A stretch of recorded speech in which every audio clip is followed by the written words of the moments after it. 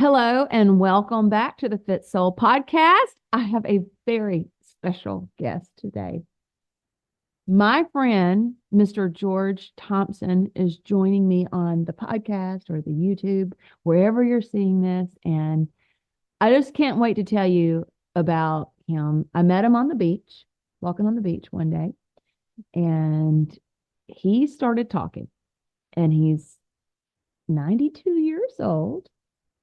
And he has a memory as sharp as a tack.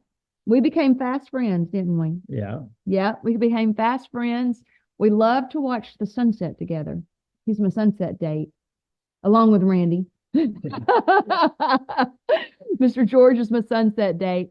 And we've been talking about recording this podcast for a while, and we finally got around to it. I'm proud of us. What do you think? We did it. Yeah. Okay. Yeah. And so you got to tell before we even get started.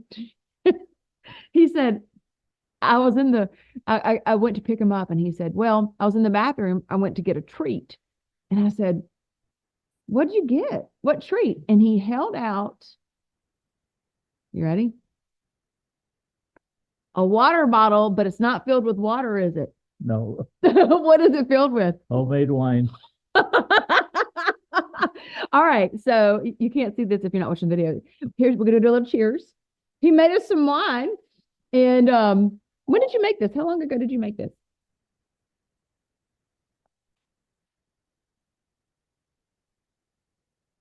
At least 5 years ago. Oh, wow. But I had some a while back I was drinking that I looked at it and I thought, wow, that's 11 years old. You know what? Does time fly? It does. At 92 years old, you can really remember. Your memory is so sharp, and I love to hear your stories. And I know that my listeners are going to really enjoy just some fun stories that you have, but also just some words of wisdom that you infuse. And so, anyway, welcome to the show. I'm so glad that you're here. Welcome to, he's at my house, Yeah. and we're drinking homemade wine. Yeah. He's kind of a jack of all trades. Yeah. And he's a bit of a local celebrity. It is so funny to walk on the beach with him or to sit up at the pier. Everybody knows Mr. George. So tell us a little bit about yourself and just a little bit of backstory about who you are. Well, I was born in Santa Rosa Beach. Mm-hmm. But it was called Santa Rosa at that time. They didn't add beach onto it until in the 50s. But anyhow, I lost my mother when I was 9 months old, so my father raised me. So he Now, how old was your father when you were born? he was either 48 or 49. So he was a little bit older when he Yeah, met he you. was, well, he was 38 years old when he got married, Mm-hmm. and they still had 10 children. So that gives you an idea. Funny thing it was, he told me, he said, if my mother hadn't have died of appendicitis, he says, you wouldn't have been the last one. And I was number 12 as it was. Yeah. Oh, wow. So she had 12 children? Yeah. Okay, wow. 6 girls, 6 boys. Oh, man, all natural. And I had one half sister that was 20 years older than me, Okay. and a half brother was 22 years older than me. I got quite a story to tell about my half brother. He left home when my mother died, and he went back to Canada because he had more his wife's or his mother's relatives there, and so he never came back to Florida for 17 or 18 years, and I heard of him and everything, but I never knew him or anything. And I'd gone to Milwaukee and spent the summer there, and then back to Elgin, Illinois, and working there. And I came home for Christmas, and I was out at the grocery store waiting for my sister to come from Jacksonville on a bus. And anyhow, when she gets out of a cab, and she hollers over to me, says, George, come over here. I want you to meet my new brother. And I thought, how do you get a new brother? I kept thinking, maybe you got a husband. And I couldn't think of brother. Anyhow, well, it just so happens my brother Jimmy had decided to come home for, This is your stepbrother. yeah, Okay. yeah, he was half brother. Half brother. Yeah. We, we both had the same mother. But anyhow, he decided to come to Florida for Christmas this year. And anyhow, he stopped by my sister's place in Illinois a day or two after I'd left to come here. And he comes on to Santa Rosa or to Florida. And there was, at that time, there was no bus, only once or twice a day from the Puniac Springs to Santa Rosa. So he got there to the Puniac, and he was going to have to wait about 5 or 6 hours for a bus. And he heard this lady calling about getting a cab to go to Santa Rosa. So he asked her if he could share the ride and split the expenses. She said, yeah. So they was about halfway over here. They're looking at her luggage. And he says, was your maiden name Thompson? She said, yeah. Oh my goodness. He said, well, I'm your brother. What are the odds? What are the odds, right? And that was the first time she had met him too. Oh, that's crazy. And so they got out of the cab there. She hollered over to me and said, George, come over here. I want you to meet my new brother. So how do you get a new brother? And yeah, I figured that was quite a coincidence. That is quite a coincidence. So you had your mother had 12 children, so she Yeah. must have been married previously. And then so there's two half siblings that are older, and then there's 10 of you guys here.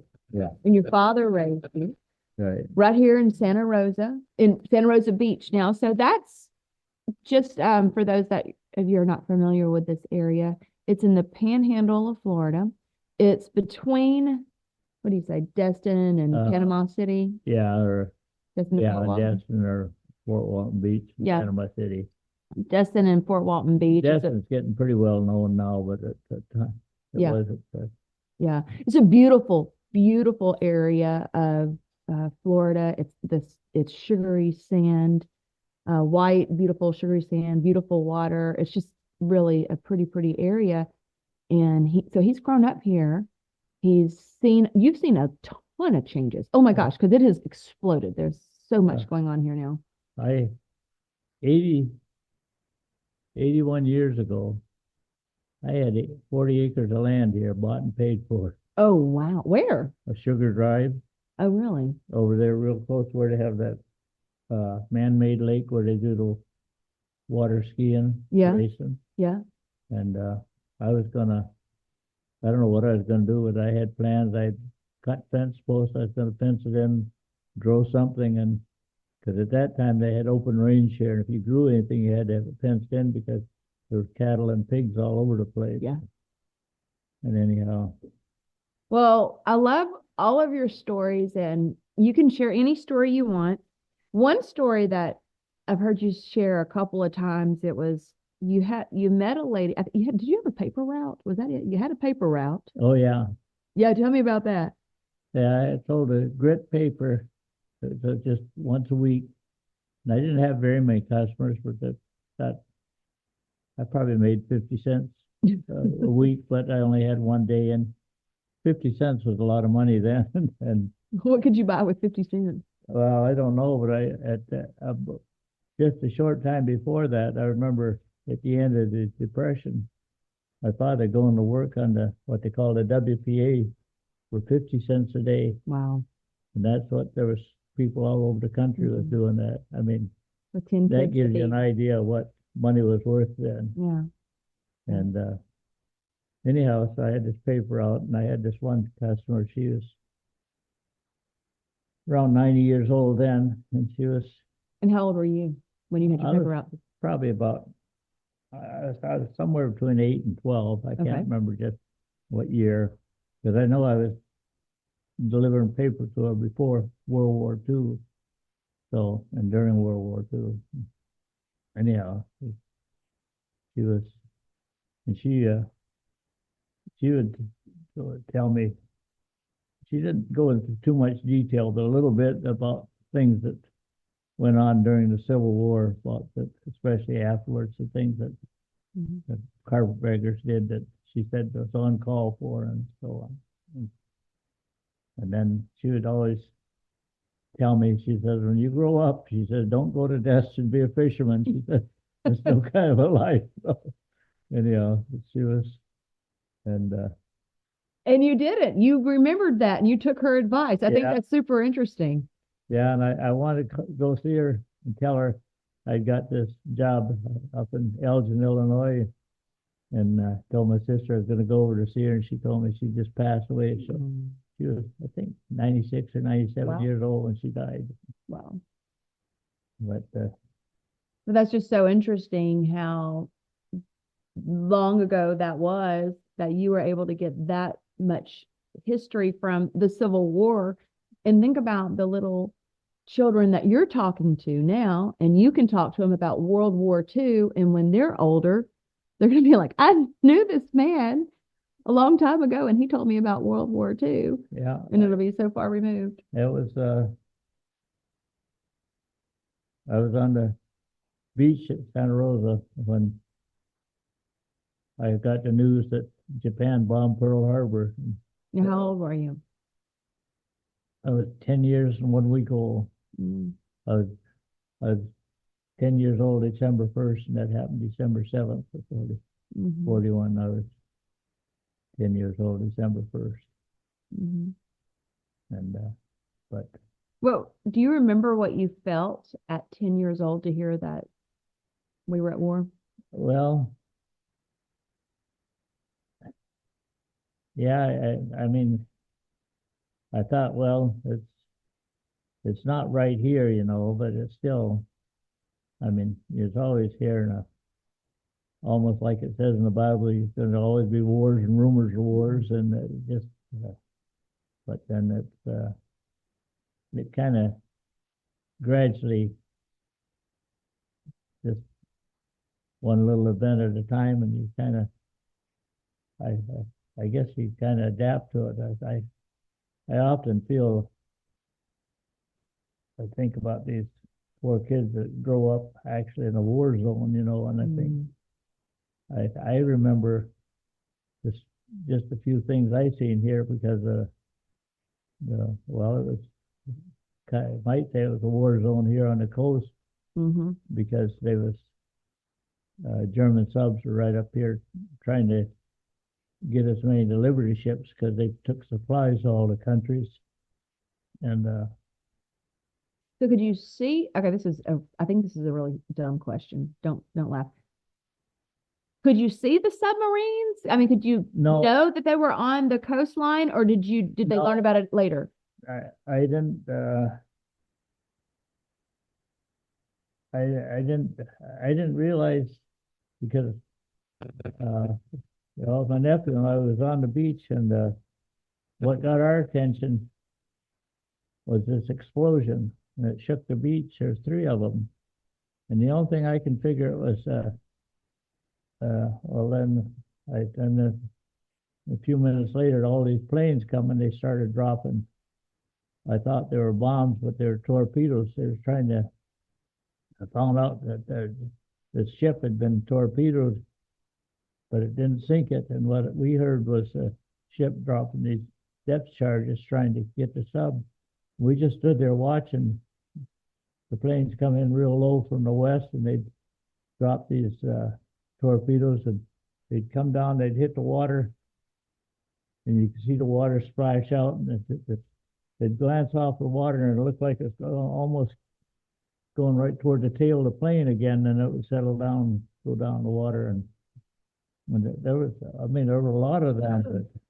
That's crazy. And we just, I mean, at first we thought there was just some kind of practice or something, you know, and then I found out a week later that the ship had been torpedoed, and they was trying to get this German sub there with dropping those torpedoes.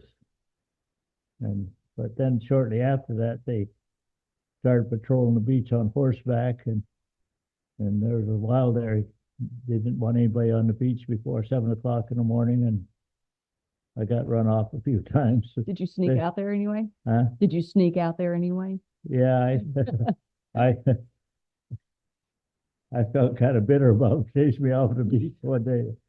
And this oyster lake, I mean, it was those dune lakes. They get sometimes 4 or 5 feet above the Gulf. When they break through the sandbar, they're just like a river going out. They'll drop that 4 or 5 feet in a day's time. So there's a lot of water goes out of there in a short time. But anyhow, they chased me off the beach. So I went over the sand dune, hid behind the sand dune. As soon as they got on down the beach, I went down. I dug this little trench so the lake could go out. It was full, real high. And I knew what would happen because I'd done that a lot of times when I see the lake get high. Anyhow, and so then I left, and the soldiers was yelling out to the grocery store that said that we went down the beach and said they come back and the thing looked like a river. They said their horses wouldn't cross it. They had to go all the way around the lake in the woods to get back to where they wanted to go. How old were you? Well, I must have been about 11, 12? let's see, I would be 10 years. I'm probably about 11 years old. Yeah, that's hilarious. You were a little mischievous. Yeah. Yeah. What's that? So you were a little mischievous. Oh yeah. For sure. All boy. Oh my goodness. Another thing that I love to hear you talk about is during World War II, they'd have a movie night at the beach. Oh yeah. They had a little army base. As the crow flies, it'd be about 1 mile from where I live. And all they did there was they had a big, I call it a barge balloon, a real big balloon. And they would put it up in the air, and then halfway down from the balloon to the ground, they'd have this big target, a 25 by 25 foot screen. Mm-hmm. And they'd hold that, the balloon up in the air, they'd hold that there, and the planes would practice shooting at that. And their bullets were color coded, so they could bring that down at nighttime, and they could look at it and see who made the hits and who didn't. And so that was kind of, of course, I was just a kid. I go over there and bug those soldiers, and they was, most of them were nice to me. I think I kind of got on the nerve of a couple of them. Kidding him about his cooking, and he didn't. You didn't appreciate that. Oh my goodness. I knew a little bit about cooking because I had to cook for my dad and I there when I was about that age. And yeah. he was doing something. I told him, "You're making a mess out of that fish." And he didn't like it very much. And that's Oh my goodness. yeah. So oh yeah, okay. Then they had that base there, so USO would for entertainment for them because we're out here in the boondocks. You might say there's nothing here. The closest theater would be Fort Walton or Defuniak Springs. Wow. And 20 some miles for one and 30 some for the other. Anyhow, the USO would bring in a big screen and a projector and show an outdoor movie. I think it was, I'm not positive. I think it was once a month. I don't think it was once a week. But anyhow, they would put word out what day they're going to have any of the local people wanted to come. They wanted to sit in a chair to bring their own chair, and so it was all outside. That's fine. And anyhow, so that's fine. The only one movie I can remember.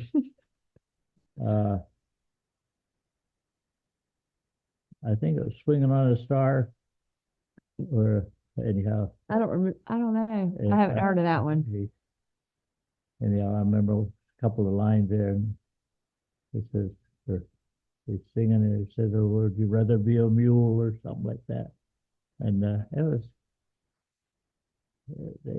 they had all pretty, the latest movies, I mean, otherwise, I might if I got to see a movie once or twice a year, that was it. Right. Yeah. Yeah. Okay. So let me ask you a question then. I can't remember when things came out. Did you grow up? How old were you when a TV became a household thing? TV. Oh, okay. I was married and had children. I was living in Flushing, Michigan when we got our first TV set, Well, and that was in early 50s, okay. And what year were you born? 31. 31. So right in the Depression, Great Depression. I started out pretty young. You probably don't remember much of it, do you? Uh, I remember my dad going to work for 50 cents a day, and I knew that wasn't very much money, we grew. He done a lot of fishing, and he had a garden. Done, in fact, he used to grow vegetables and take them in the desk and then sell them. And a lot of times they'd give him fish, and sometimes they'd give him money. And he said sometimes they didn't have any money, so he said he'd give them the fish or the vegetables anyhow, because he said they wouldn't be any good if he took them back home, So he said some of them paid him years later, and some of them never did pay him, and things like that. But I went to see it's kind of another coincidence. I was fishing down here a few years ago, and there's a couple guys fishing down the beach, and my daughter came down. I wanted her to go down and see if they'd catch anything. She didn't want to, so she sent me down. And so I went down, got talking to them a little bit, and one thing and another. And I happened to mention this Red and Bronson. The guy busts out laughing. Oh, he said, "That's my grandfather," he said. And here it was, everybody, his nickname was Salty Bronson. He was quite salty. He was kind of a devil himself. I mean, he didn't put up with much nonsense.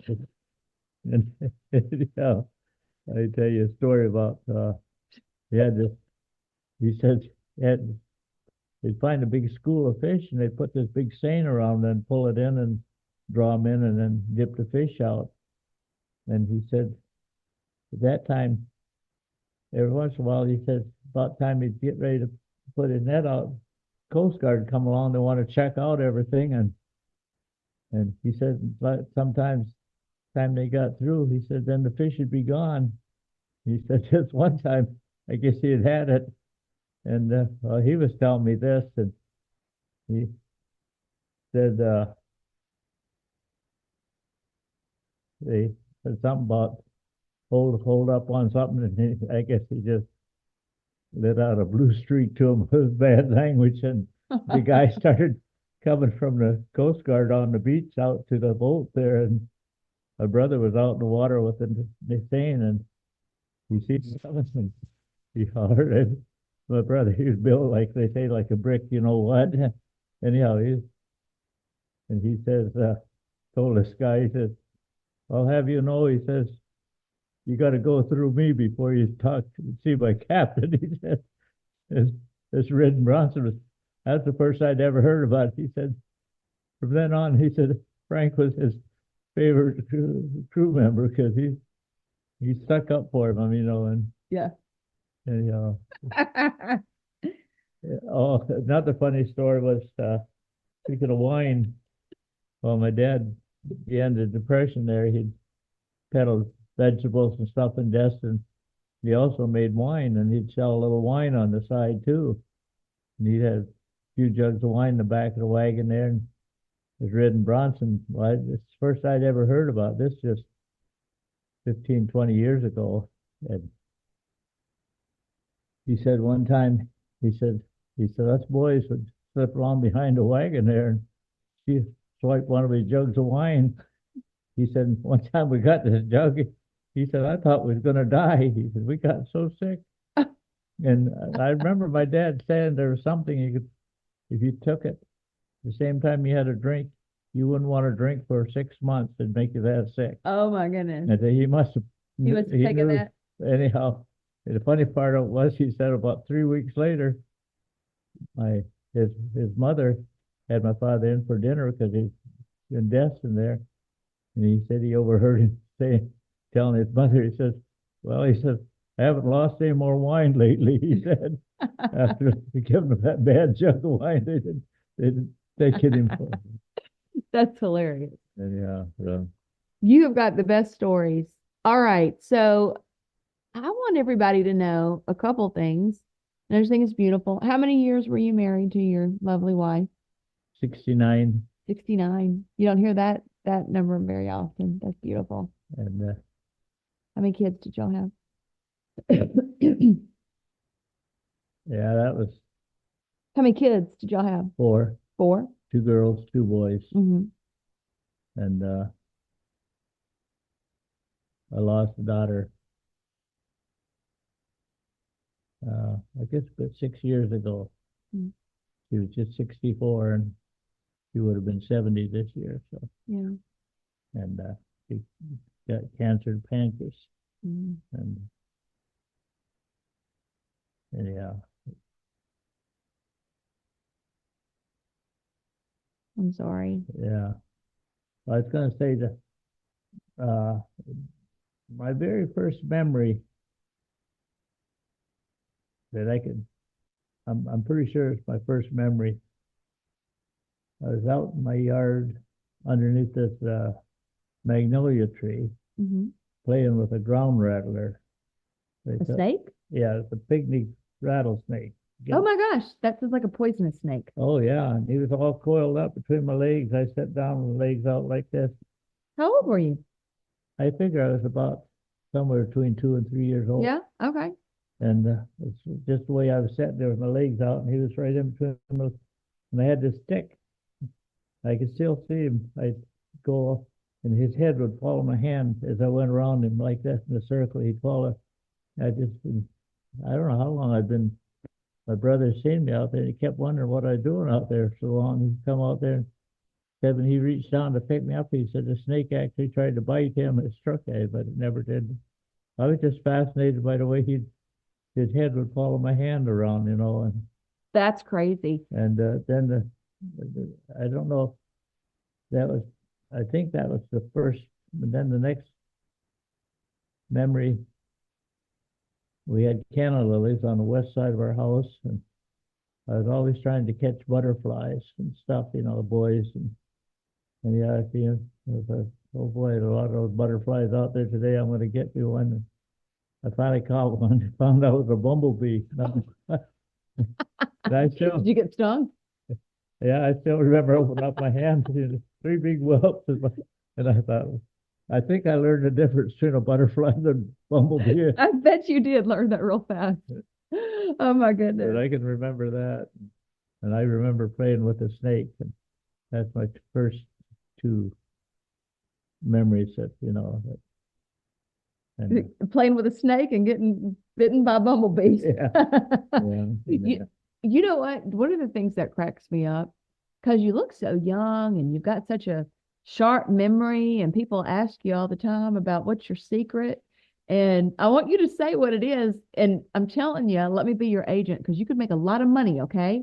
Tell them what's the secret, what you think your secret is. well, I actually think uh, I think it's flaxseed oil capsules. My neighbor, Will Pratt, about 12, 14 years ago, he got me started taking it. He said, it's supposed to be good for your heart, keep you from having a heart attack. And I'd had heart surgery in 2008. I didn't know that. And anyhow, so, and I started taking that flaxseed capsules, and about 2 or 3 years later, my daughter come over one day and she asked me, she says, what happened to that bald spot you used to have? I said, I don't know. I said, when I see it getting bald, I said, I quit looking at it. I said, you got to use 2 mirrors, to see the back of your head. And my wife heard us, and she went digging around.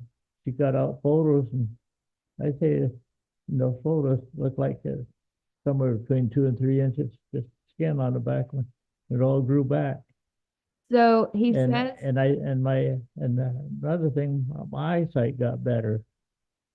I don't know about y'all, but I'm going to go buy me some flaxseed oil caplets. Now I take flaxseed, I put it in my smoothie, but you take it in a pill, like a It's capsule. a capsule. It's got the oil in it, and I figured take a lot of flaxseed to make it That's one true. capsule of That's true. oil, Yeah. and I'm and telling you, you can make a lot of money. You go on there looking as handsome as you do at 92 and sharing all your stories and telling this flaxseed.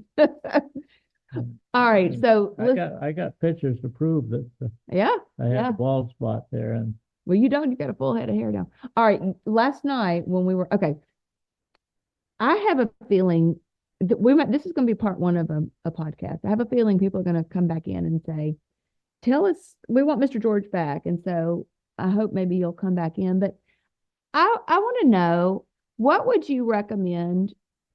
Well, let me ask you this. Do you feel like you've had a good life, a joyful life, a happy life? yeah, I'd say anybody that says there's things when they look back, if they had to do over and knew what they do now, For they sure. wouldn't do No it. doubt. But I thought I had more good things come my way. I mean, I had one thing. Well, I figured the first one was when they figured I was drowned and they brought me back. But then about, Okay, so when he was a baby, he was yeah, about 10 months 10, old. 10, 11 months old. Yeah.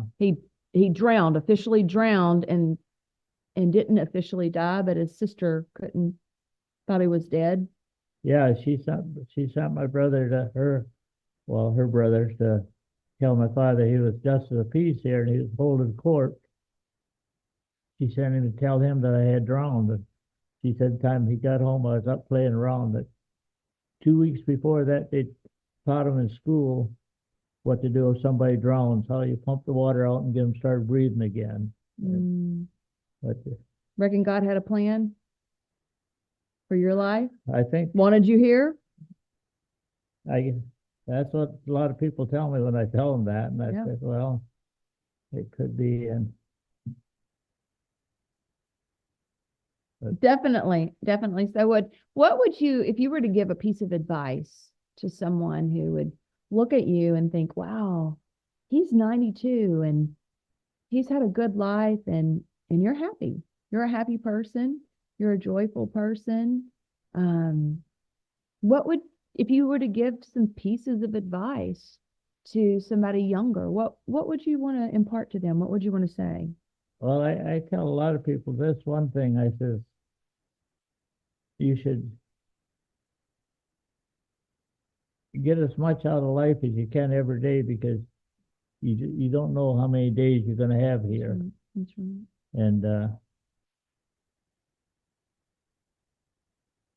And anyhow, Every day is a gift. So yeah. we were, you know, what was really special to me? Last night we were watching the sunset. So let me just paint a little picture for you here. We are in a small area called Blue Mountain Beach. It's on Santa Rosa, in the Santa Rosa, but it's Blue Mountain Beach is our little piece, and it's small.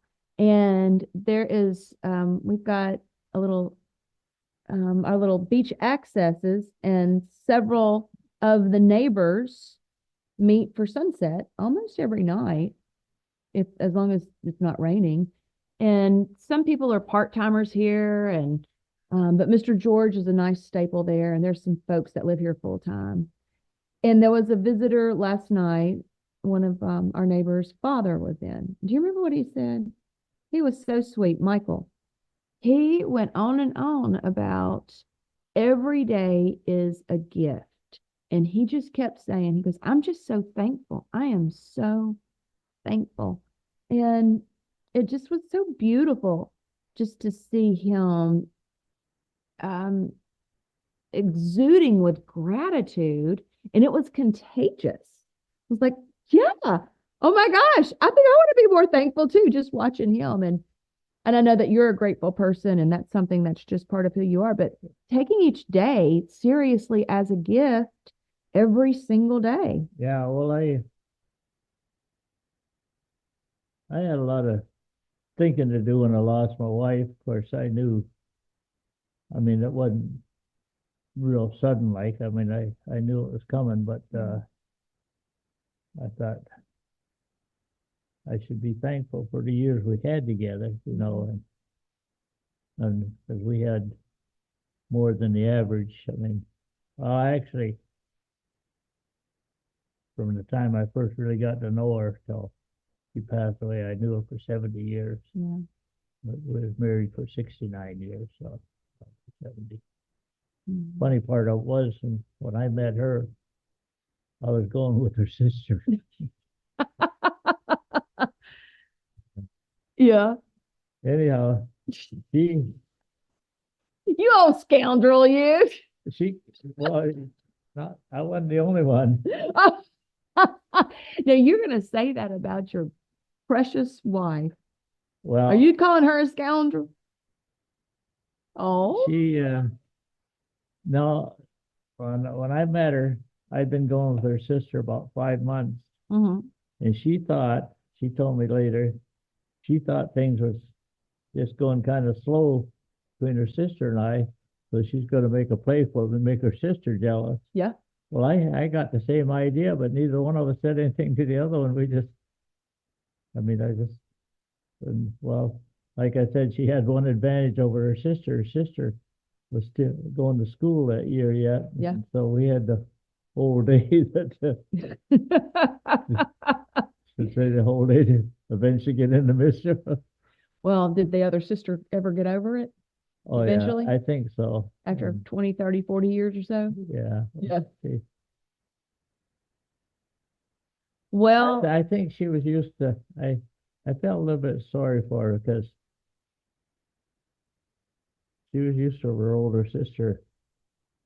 Things seemed to come her way more so than some of the others. And yeah. anyhow, but Well, we're going to go ahead and wrap this podcast up.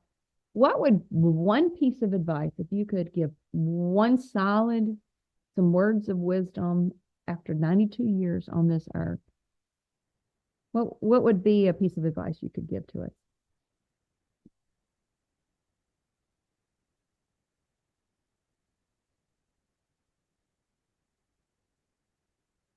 well, I'll put it this way. Something got me thinking, trying to think how this come about now. And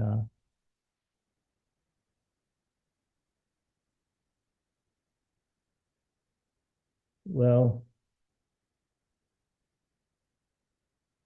there's too many things that just I guess the one phrase that would answer the question is, with God, nothing's impossible, That's right. or all things are possible. That's right. I mean, and I was trying to think how this, what really got me. Oh, I know it was. I was maybe people have never thought about this, but I was listening to this message one time. They talked about when the Lord spoke to Moses through the burning bush, Mm-hmm. and said the bush burned, but it wasn't consumed. And just that one time, that when I heard that, I thought that's got to be the way He made the sun. All right, you stop and think, how can something be up there for all these, they think, millions of years, Mm-hmm. and not burn out, not get weaker, enough weaker. I mean, it's the same life that I thought, well, if He can make a bush that'll burn, not be consumed, why couldn't He make a sun that would burn, not be consumed? Mm-hmm. That's right. He can do anything. All things are possible. Yeah, You move that mountain in our lives, the hard stuff, and to keep on going, right? And just to keep that faith and have that hope. yeah. Yeah. So, All right. You know what story I wanted you to share before we wrap up? what's that? The Indian woman. Oh, okay. This is a good one. They got a road in the old, kind of north of the old town of Santa Rosa. They named it Indian Woman Road. Why's that? There's an Indian woman lived on this road, Yeah. and she was kind of unusual woman. Uh, she run around the house naked all the time. How do you know that? Well, Was that the word on the street? yeah, that. Oh, Anyhow, anyhow. after all, I didn't deliver the paper was that way. But Okay. anyhow, and somebody come to her door. She come to the door, hold a towel up in front of her, and talk to them. But anyhow, when they got ready to leave. Well, she just turned around and walk away, but she kept the towel in front of her, not behind her. So she give them Give them a little run for their money, yeah. a little show. Oh my goodness. Anyhow, so. Well, Mr. George, thank you. Thank you for sharing your stories with me and now my audience. You are a delight and a treasure, and I'm so grateful that we're friends. David, careful, I won't be able to get through the door. You getting the big head over here? Oh my goodness. It has been so great. You have the rest of this. Oh, okay. So did we tell him about the wine? Did we start with that? Or he made some homemade wine and brought it over in this in a water bottle. I just love this. So anyway, thank you for the wine, the homemade wine, and the stories and your friendship. And will you come back on and be a guest with me again? Yeah. Okay, great. Well, you guys, I want to say thank you for being here. Thank you for listening to these stories. And if you loved this, let me know. And then let me know what questions you have for Mr. George. I have a feeling we'll get some questions in and we'll come back with a follow-up podcast. All right, friends, thanks so much for being here. And we will see you same time. Actually, on Friday. On Friday, join me again, and I've got my faith-focused Friday podcast. Okay, have a great rest of your day. Bye, y'all.